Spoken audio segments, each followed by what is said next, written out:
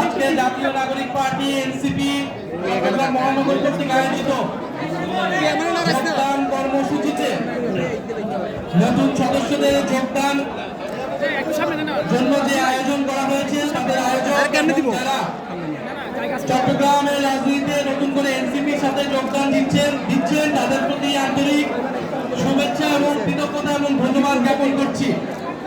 এনসিপির যে বসন্ত চলমান সেই বসন্তের ফুল হয়ে আপনারা ঘুরছেন চট্টগ্রাম মহানগরীতে এবং আমরা বিশ্বাস করি, আমরা আস্থা রাখি এই বসন্তের সুবাতাস ছড়িয়ে যাবে বাংলার প্রতিটি আনাচে কানাচে। প্রিয় চট্টগ্রামবাসী, আমরা জানি চট্টগ্রামের ইতিহাস রাজপথে রক্ত দেওয়ার ইতিহাস। ব্রিটিশ বিরোধী আন্দোলন থেকে 1971 এবং জুলাই গণ অভ্যুত্থান, ইতিহাসের প্রতিটি গণ আন্দোলনে প্রতিটি মুহূর্তে চট্টগ্রামের মানুষজন এদেশের মানুষের জন্য ভূমিকা রেখেছে, গণতন্ত্রের জন্য ভূমিকা রেখেছে। চট্টগ্রামের ইতিহাস হাবিলদার নজম আলীর ইতিহাস, সূর্য সেন এবং বৃন্দাবন ইতিহাস। আমরা তাদেরকে ধারণ করে জুলাই গণ অভ্যুত্থানে চট্টগ্রামে লাখ লাখ মানুষ রাজপথে নেমে এসে স্বৈরাচার এবং ফ্যাসিবাদের পতন ঘটিয়েছিল। আমরা সেই জুলাই গণ অভ্যুত্থানের সেই সাহসিকতা, সেই প্রতিরোধ, প্রতিবাদ এবং বিদ্রোহকে ধারণ করে চট্টগ্রামকে সংগঠিত করব বলে আশা ব্যক্ত করছি। প্রিয় চট্টগ্রামবাসী, আজকে বাংলাদেশে নতুন করে আবার সংকট তৈরি হয়েছে। আপনারা দেখছেন সংসদে আপনাদের বৃহত্তর চট্টগ্রামের সন্তান তিনি রাগঢাক ছাড়াই বলে ফেললেন যে তারা নির্বাচনের জন্য সংস্কার প্রশ্নে তখন জনগণের কাছে কমিটমেন্ট দিয়েছিলেন এবং নির্বাচনের পরে তাদের আসল রূপ, আসল চেহারা বের হয়েছে। তারা আসলে সংস্কারের প্রতি কখনোই কমিটেড ছিলেন না।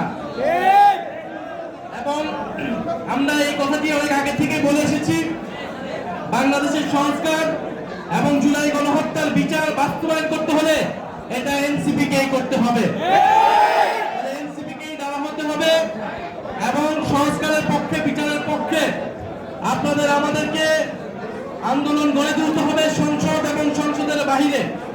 সেটার জন্য তরুণ প্রজন্ম এবং যারা জুলাই গণ অভ্যুত্থানে যে সকল পক্ষ অংশগ্রহণ করেছিল তাদের সবাইকে আবার ঐক্যবদ্ধ হতে হবে।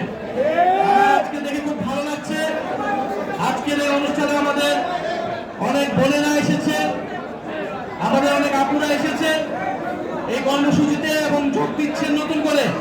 আমরা এই জুলাই গণ অভ্যুত্থানে চট্টগ্রামে দেখেছিলাম হাজার হাজার মেয়েরা, বোনেরা আমাদের সাথে আন্দোলনে শরিক হয়েছিল।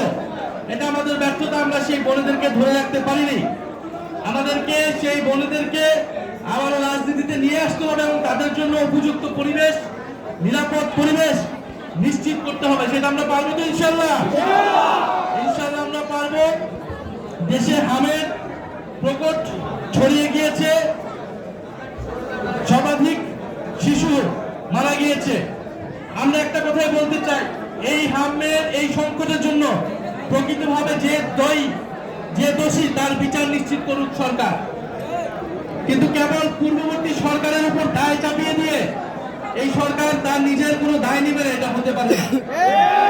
আপনারা প্রয়োজনীয় ব্যবস্থা নিন, তদন্ত করুন, যে দোষী তার বিচারের আওতায় আনুক। আমরা চাই না একটি শিশু হামের জন্য মারা যাক। প্রয়োজনীয় ব্যবস্থা নিশ্চিত করুন, আইসিইউ ব্যবস্থা নিশ্চিত করুন। বাংলাদেশে আমরা চাই না নতুন করে আর কোনো শিশু মারা যাক বা অসুস্থ হোক। প্রিয় চট্টগ্রামবাসী, আপনারা